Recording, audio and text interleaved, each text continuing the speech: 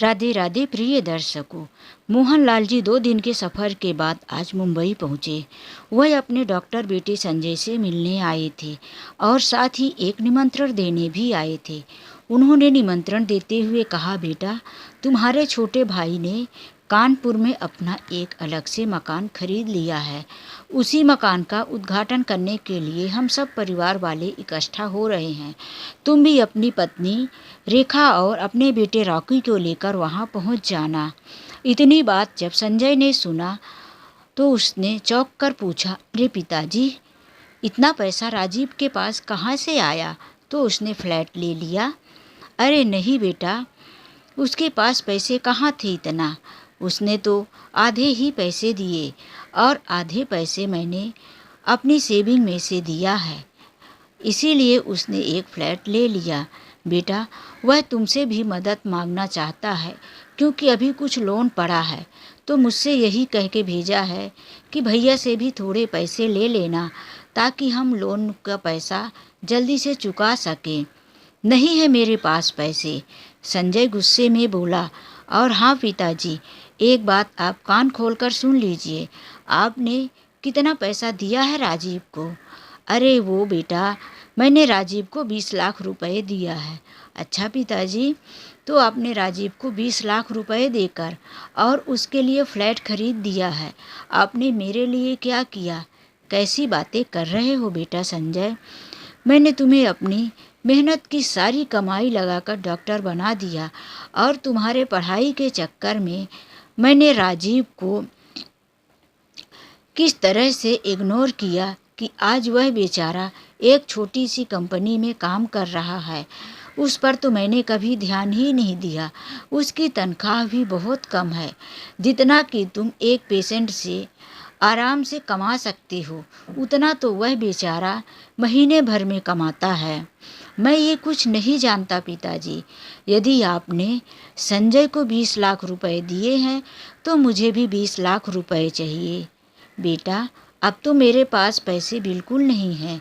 मैं कहाँ से लाकर तुम्हें 20 लाख रुपए दूंगा? मोहन जी ने अपने बेटे संजय को समझाते हुए कहा, ये मैं कुछ नहीं जानता पिताजी। पैसे नहीं है तो आपके पास जो ज़मीन है वो बेच दीजिए।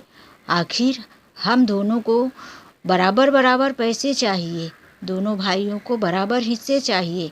आपने ऐसा कहीं सुना है कि एक भाई को हिस्सा मिल जाए और दूसरे भाई को कुछ नहीं? ऐसा नहीं है बेटा, मैंने तुम्हें हिस्से से ज़्यादा दिया है।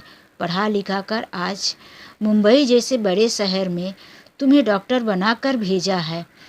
पिताजी, तो आप कहना क्या चाहते हैं कि आपने मुझे डॉक्टर बनाया है तो मेरा घर में कोई हिस्सा नहीं है?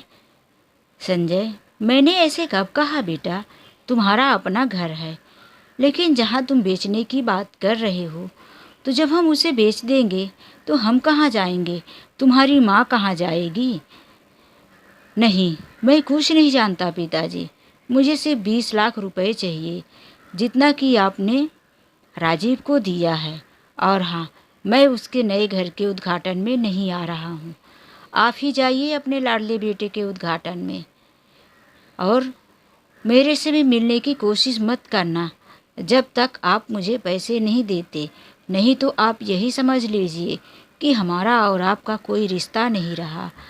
आप समझ लेना कि आपका बड़ा बेटा मर चुका है। इतनी कठोर बातें संजय अपने घर में अपने पिताजी को बोल दिया। मोहन जी उस घर में अब पानी पीना भी उचित नहीं समझे। वहाँ से अपना बैग उठाए और सीधे घर से निकल चले। कानपुर के एक छोटे से गांव में वापस आ गए। घर आए, उनकी पत्नी ने कहा, क्या बात है जी, तबीयत ठीक नहीं है क्या? कैसे मन मुरझाए हुए वापिस आ गए हो? बेटा नहीं मिला क्या? कुछ पल के लिए तो मोहन जी बता ही नहीं रहे थे। आखिर वह किस मुंह से बताएं, कहाँ से शुरुआत करें कि तुम्हारा बेटा कैसे बन गया है अब। लेकिन अपने आप को समझाते हुए उन्होंने सारी बात अपनी पत्नी से बताई। तभी उनके बेटे का राजीव का फ़ोन आया। हेलो पिताजी, आप आ रहे हो ना? परसों ही हमारे यहाँ पूजा है, मम्मी को भी साथ लेके आना। और आप बोले थे कि भैया के पास मैं खुद ही जाऊंगा। पिताजी, क्या कुछ पैसे का इंतजाम हो पाया है? क्या भैया आ रहे हैं? मोहनदास जी क्या जवाब देते। उन्होंने कहा, हाँ हाँ बेटा, मैं आ रहा हूँ। तुम्हारी मम्मी भी आ रही हैं और तुम्हारे भैया से मेरी मुलाकात नहीं हो पाई। वह अपने डॉक्टर ग्रुप के साथ कहीं घूमने गया हुआ था। और इतना कहकर मोहन जी ने खुद ही फ़ोन कट कर दिया। उसके बाद अपनी पत्नी से बोले, देखो, राजीव के यहाँ पूजा प्रोग्राम में तुम चली जाना और उसके दोस्त प्रकाश को ले लेना। मैं पूजा में नहीं आऊँगा। वहाँ मैं क्या जवाब दूँगा? मैं उसे कैसे बताऊँगा कि तुम्हारा भाई तुम्हारे बारे में क्या सोचता है? किस तरह से उसने मुझे घर और ज़मीन बेचकर उतने ही रकम मांगी है जितना कि मैंने तुम्हें दिया है। मोहन जी की पत्नी सरस्वती जी उस समय पर कुछ बोलना उचित नहीं समझी। वह तुरंत किचन में गई और मोहन जी के लिए खाना और पानी लेकर आई और बोली, पहले आप कुछ खा लीजिए, उसके बाद कौन जाएगा कौन नहीं ये देखा जाएगा। मोहन जी अनमने मन से खाने बैठ गए। इधर राजीव ने देखा कि पिताजी कुछ जुझलाए से बात करके फ़ोन कट कर दिए, क्योंकि आज तक ऐसा कभी नहीं हुआ। पिताजी सामने से कभी फ़ोन नहीं कट करते थे। मुझे ही कहना पड़ता था, पिताजी अब दूसरा काम है, मैं बाद में बात करता हूँ। वह अपने दोस्त को बोले, प्रकाश तुम मेरे घर जाओ, मेरे पिताजी मुंबई गए थे, आखिर क्या बात हुई है? वो कुछ परेशान से लग रहे थे। प्रकाश ने कहा, ठीक है, मैं अभी जाकर तुम्हारे घर से पता लगाता हूँ। प्रकाश गया और पूछने लगा, अंकल जी कैसे हो, कैसी रही मुंबई? आप तो पहली बार मुंबई गए थे, क्या अनुभव रहा मुंबई का?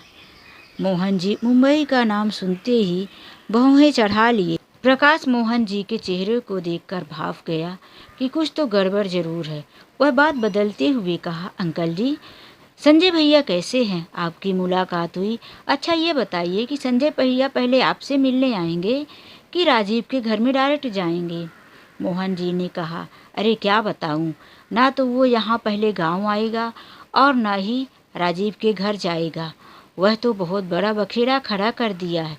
कह रहा था कि घर बेचो, कुछ भी बेचो, ज़मीन बेचो, मुझे भी 20 लाख रुपए चाहिए, वरना हमारा रिश्ता ख़त्म। मैं बहुत बड़ी उलझन में पड़ गया हूँ। प्रकाश ने कहा, समस्या तो बहुत बड़ी आ गई है। संजय भैया को ऐसा नहीं करना चाहिए। आखिर संजय भैया के पास कमी किस चीज़ की है? डॉक्टर हैं, रोज़ उनके पास पैसे आते जाते रहते हैं, लेकिन क्या कर सकते हैं अंकल जी, सोच अपनी अपनी होती है। प्रकाश वहाँ से हटते ही सारी बात राजीव को बता दिया कि तुम्हारे पिताजी तुम्हारी भाई के वजह से किस तरह से परेशान हैं। राजीव भी बहुत परेशान हुआ, लेकिन वह अपने समाज के लोगों, दोस्तों और रिश्तेदारों में पूजा की सारी बात बता दिया था और सबको निमंत्रण भी दे दिया था। उसने प्रकाश से कहा, प्रकाश तुम पूजा में आ जाना, तुम्हारे साथ मुझे कुछ बातें भी करनी है। टिकट मैंने पापा जी के मोबाइल में भेज दिया है, माँ को भी साथ में आना है। लेकिन ये क्या था, पूजा में राजीव के पिताजी नहीं गए, सिर्फ उनकी माँ ही गई। पूछने पर माँ ने बताया कि पिताजी की थोड़ी तबीयत ठीक नहीं है, इसीलिए वो नहीं आए। जबकि सच्चाई क्या है राजीव को पता थी। पूजा होने के बाद ही माँ भी वापस घर चली गई। इधर राजीव ने एक बहुत बड़ा फैसला ले लिया। उसने सोच लिया था कि मैं अब इस घर को बेच दूंगा। वह अपने बड़े भाई को फ़ोन लगाकर बोला, भैया मैंने ये घर खरीद तो लिया है, लेकिन मुझे यहाँ नहीं रहना। मैं गांव में जाकर ही मम्मी पापा के साथ रहना चाहता हूँ। और हाँ, आपको जो पैसे चाहिए था तो वह पैसे तो अब पिताजी के पास नहीं हैं, तो आप ऐसा कीजिए कि ये मेरा घर ले लीजिए। अब इस घर के बदले आप गांव की जो भी घर और ज़मीन है उसे आपको छोड़ना होगा। भाई तुरंत मान गया। राजीव के घर को अपने नाम करवा लिया। राजीव वहाँ से अपना सारा सामान एक गाड़ी में भरकर अपने गांव के घर में पहुँच गया। वह कानपुर से रातों रात चला था, इसीलिए भोर होते होते अपने घर पहुँच गया। घर के सामने ही ट्रक खड़ा कर दिया। ड्राइवर ज़ोर ज़ोर से हॉर्न बजाने लगा। हॉर्न की आवाज़ सुनकर मोहन जी की नींद खुल गई। वह अपनी पत्नी से कहते हैं कि अरे देखो, ये कौन है जो सुबह सुबह हमारे घर के पास इतना ज़ोर से हॉर्न बजा रहा है। मोहन जी और उनकी पत्नी दोनों बाहर निकले तो क्या देखते हैं कि उनका बेटा राजीव और उनकी पत्नी सुमन और बेटी काव्या दोनों ट्रक से उतर कर के नीचे खड़े थे। सामान नीचे उतार कर रखा जा रहा था। वह कुछ समझ नहीं पाए कि आखिर यह मामला क्या है। वह हड़बड़ाते हुए अपने बेटे राजीव के पास गए और उसे पकड़कर बोले, अरे राजीव, ये सब किसका सामान है और तुम लोग इतना सवेरे सवेरे यहाँ कैसे पहुँच गए। राजीव ने कहा, पिताजी, अब हम कानपुर छोड़कर आ गए हैं। ये हमारा सामान है, हम आपके साथ ही रहेंगे। बाकी की बातें हम आपको घर चलकर बताते हैं। सारा सामान उतार कर घर के सामने रख दिया गया। ट्रक वहाँ से चला गया। प्रकाश भी मदद करने के लिए आ गया था और राजीव ने गांव के ही अपने एक दो और दोस्तों को बुला लिया। राजीव के दोस्तों ने सब मिलकर राजीव का सामान घर के अंदर रखवा दिया। अब पिताजी पूछने लगे, बता, घर का सामान तो अंदर आ गया है, लेकिन बात क्या है, तू यहाँ इस सामान के साथ कैसे? क्या तेरी नौकरी में कोई परेशानी हो गई है? नहीं पिताजी, मेरी नौकरी तो जैसी थी वैसी ही है। सुनिए, राजीव शांति से बैठकर सारी बात बताने लगा कि मैंने अपना कानपुर का घर अपने भैया को दे दिया, उनके नाम कर दिया है। उसके बदले मैंने ये गांव का घर और ज़मीन ले लिया है। मैंने भैया को साफ साफ कह दिया कि आप हमारा कानपुर का घर ले लेंगे तो फिर आपको गांव से कुछ भी नहीं मिलेगा। भैया तुरंत इस सौदे के लिए तैयार हो गए और मैं यहाँ चला आया। पिताजी उसकी बातें सुनकर हक्का बक्का रह गए। अरे कैसा नालायक बेटा है, जरा सा भी नहीं सोच सका कि मेरे भाई ने अभी अभी घर खरीदा है और उसकी नौकरी यहाँ है, तो वो फिर कैसे वहाँ से आकर ड्यूटी करेगा। और तुमने मुझसे बिना पूछे ये फैसला क्यों कर दिया। राजीव अपने पिताजी को समझाते हुए कहा, पिताजी, मुझे वहाँ अकेला रहना नहीं है। यहाँ मैं आपके साथ, माँ के साथ रहूँगा। हमारे बच्चे भी आपके संस्कारों में पलेंगे। और कौन सा दूरी है, 4 घंटे की दूरी पर तो है हमारी नौकरी की। हम चले जाएंगे ना बस से और ड्यूटी करके वापस अपने घर आएंगे, अपने परिवार के बीच में।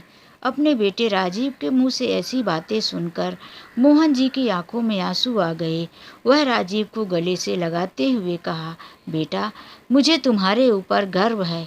मैंने भले ही तुम्हारे लिए कोई खर्च नहीं किया, मैंने अपनी सारी कमाई संजय के लिए खर्च कर दिया, लेकिन फिर भी तुम आज भी हमारे और अपनी माँ के लिए इतना सोचते हो। राजीव की पत्नी सुमन ने देखा कि पापा जी की आंखों में आंसू आ गए हैं। वह बात को बदलते हुए कहने लगी, अरे हम लोग रात भर चले हैं और यहाँ क्या पानी भी नहीं मिलेगा। वह उठकर किचन में गई और सबके लिए चाय बनाकर लाई। उसके दोनों बच्चे सफ़र की वजह से अच्छे से सो नहीं पाए थे, इसीलिए बच्चों को भी थोड़ा सा स्नैक्स दिया और कहा, अगर तुम लोगों को नींद आ रही है तो तुम दोनों जाकर सो जाओ। बच्चों ने कहा, हाँ मम्मा, हम लोग थोड़ा सोएंगे। फिर सुमन सुबह के कामों में लग गई। राजीव रोज़ सुबह बस का सफ़र करके अपनी ड्यूटी चला जाता था। सुमन पढ़ाई के दौरान ही नर्स की ट्रेनिंग कर रखी थी। वह अपने गांव के ही नज़दीकी क्लिनिक में नर्स की नौकरी करने लगी और अपने सास ससुर की भी देखरेख, घर के सारे काम भी सुमन अच्छी तरह से संभाल लेती थी। अभी अभी उसी गांव में एक अच्छी सी प्राइवेट स्कूल खुली थी जो 10वीं क्लास तक थी। उसी स्कूल में सुमन ने अपने दोनों बच्चों का एडमिशन करवा दिया। राजीव के दोनों बच्चे दादा दादी के संस्कार और शुद्ध माहौल में पढ़कर अपने स्कूल पे हर साल अव्वल नंबर पर आते थे।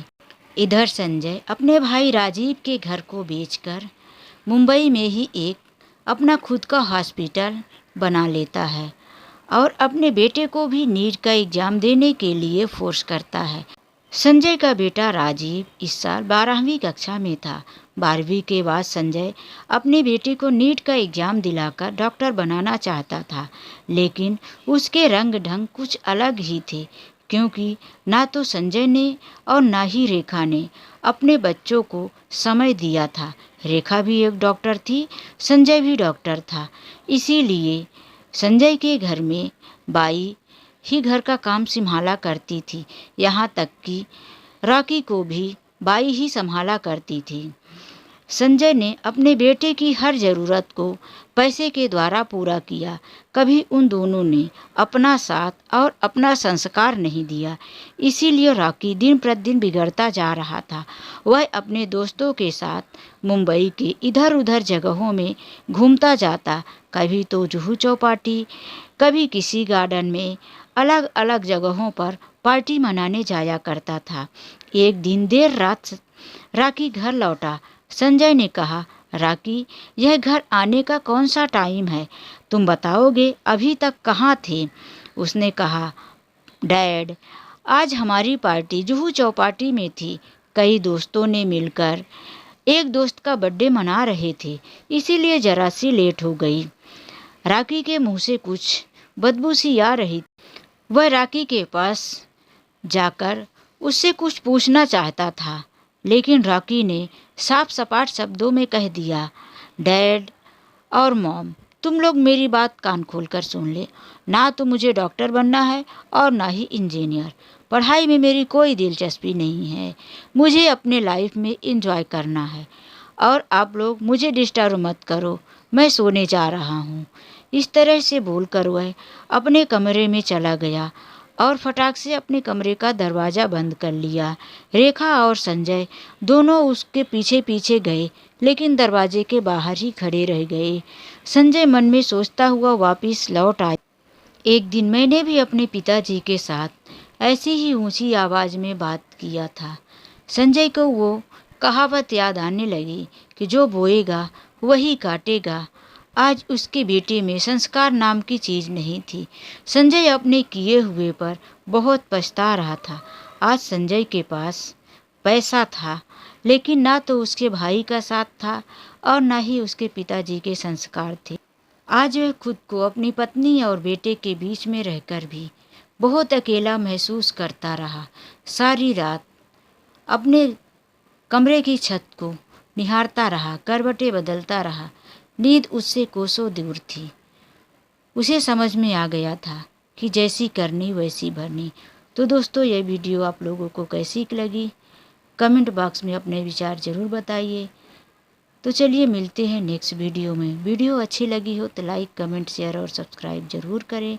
राधे राधे।